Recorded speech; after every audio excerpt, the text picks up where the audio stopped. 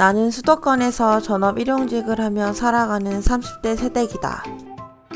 원래 직장이 있었는데 여러 사정으로 현재는 물류센터 일용직을 하며 살아가고 있다.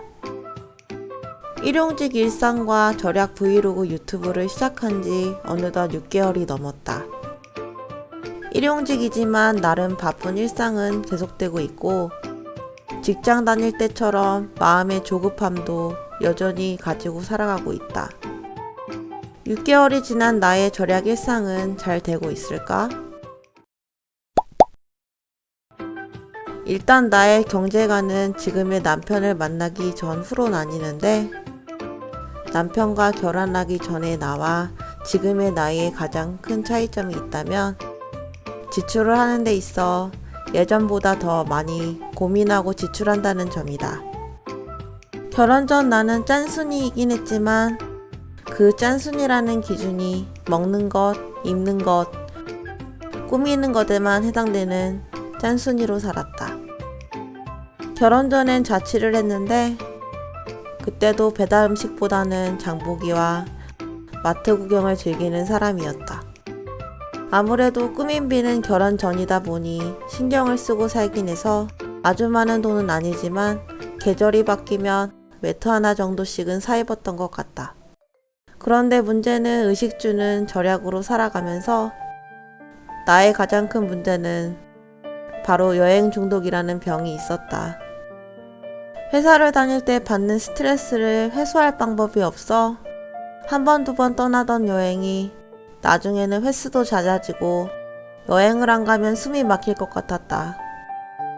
여행이라고 거창하게 해외를 간다거나 그런 것보다는 국내 여행 및 근교 여행 등을 많이 다녔는데 나중에는 그것도 숨이 막혀서 언젠가는 퇴사를 하고 떠나서 해외에 한 달 살기를 했던 것 같다. 우리 가족은 나보고 돌방구 마냥 어딜 그렇게 싸돌아다니냐고 했다. 그렇게 살다 남편을 만나고 나는 많은 것이 바뀌었다. 남편은 나와 다르게 그냥 프로 절약러였던 것이다. 유튜브를 보면 월급의 7, 80%를 저축했어요 하는 그런 영상을 많이 보는데 그런 사람이 내 주변에 있다는 게 그저 신기했다. 남편과 대화하며 난 이 사람은 참 배울 것이 많고 성실하고 열심히 살았구나 라고 생각했다. 나는 열심히 살아도 할 거나며 열심히 살았는데 남편은 그냥 열심히 산 사람이었다. 남편과 사귀면서 의식주는 원래 절약하는 나였어서 불편한 것이 크게 없었다. 연애 때부터 요리도 많이 만들어 먹고 걷고 대화하고 그냥 그런 시간이 익숙하고 행복하게 느껴지는 시간이었다. 이 사람이랑은 결혼을 하더라도 지금과 크게 다를 것이 없겠다 싶어 결혼을 하게 되었다. 결혼 후 남자들은 변하기도 한다는데 남편은 딱 연애 때 그 모습 그대로 내 옆에 있다. 절약이 몸에 밴 남편에 비해 나는 아직도 절약을 배워나가는 전린이라고 할 수 있겠다.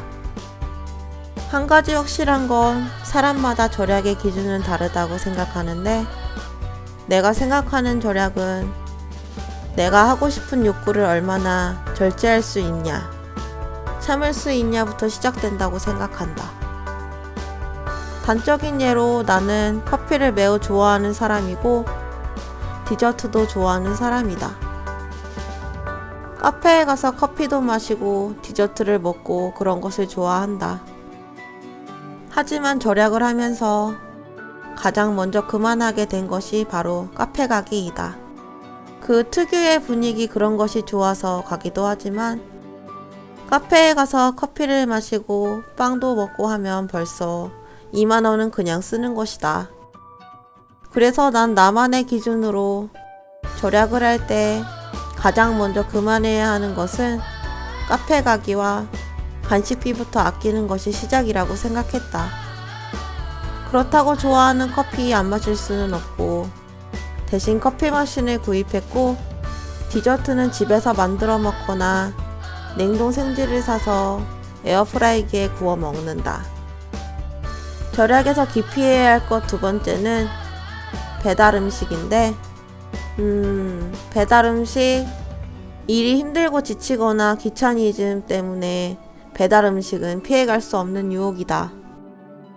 먹을 땐 너무 맛있고 행복한데, 배달 음식 한 번에 3만원이라 쳐서 계산하면 벌써 3-4번 먹으면 한 번 장보기 값이 나온다.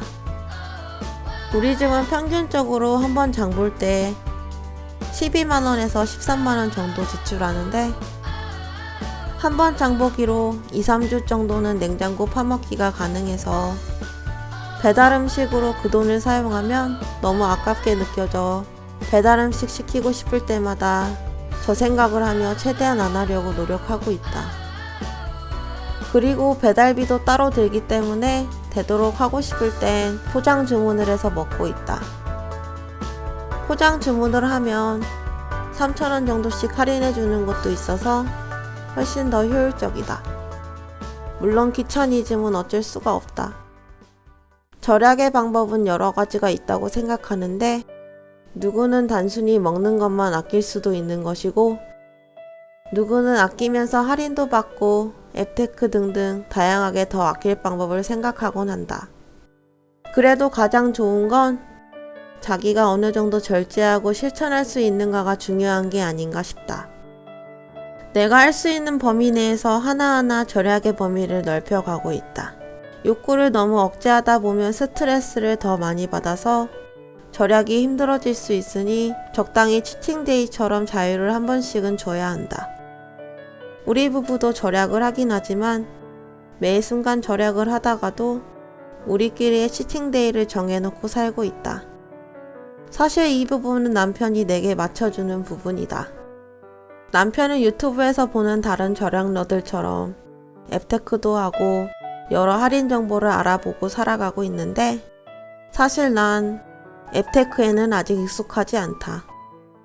난 그냥 내가 할 수 있는 범위 내에서 먼저 실천하고 차츰 늘려가는 게 좋을 것 같다. 아직 전린이 수준이지만 나의 욕구를 어느 정도 절제하는 삶이 익숙해지면 또 다른 절약 방법이 어떤 것이 있나 끊임없이 찾아봐야 할 것 같다. 부족한 점이 아직 많지만 지켜봐 주시고 응원 부탁드립니다. 영상 끝까지 시청해 주셔서 감사합니다.